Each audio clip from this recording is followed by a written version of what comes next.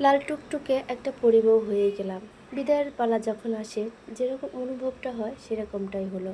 চোখে কোণে পানি চলে আসলো, কান্না বেয়েই দিলাম। আলহামদুলিল্লাহ। আসসালামু আলাইকুম, সবাই কেমন আছেন? এই যে আমি আজকে পরিবউ সেজেছি।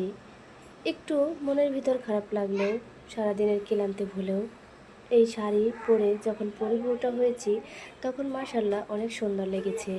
নিজের কাছে নিজেকেই ভালো লাগছে। পরিবউটা একটা চিরকুট রেখে চলে গেল। এই যে চিরকুট লেখা, সে যাচ্ছে বিদায়, এটা বলেই পরিবউটা চলে যাবে। যখন পরিবউটা সেজেছি তখন অনেক সুন্দর লেগেছিল। আমি নিজের কাছেই তো নিজে অবাক হয়ে গেলাম। মুহূর্তটা অনেক ভালো ছিল। অনেক সময় অনেক কথাই মনে আসে, কিন্তু সেই মুহূর্তটা ভুলে গিয়েও ভালো আছি। ক্লান্তি ভুলেও এই মুহূর্তটা অনেক ভালো ছিল। পরিবউটা হওয়ার পর নিজেকে আর নিজেই চিনতে পারি না। এই যে এখন পরিবউটা বের হয়ে যাবে, সে দৌড়া চলে যাবে। যাবার বেলায় আবার নিজের বাড়ির দিকে তাকায়, তাকিয়ে দেখে এবং মায়া অনুভূতি করে, বারবার ফিরে তাকায়, তখনই আবার চলে যায়। এভাবেই পরিবউটা পার হয়ে গেল। লাইফটা এভাবেই শুরু হয়েছিল।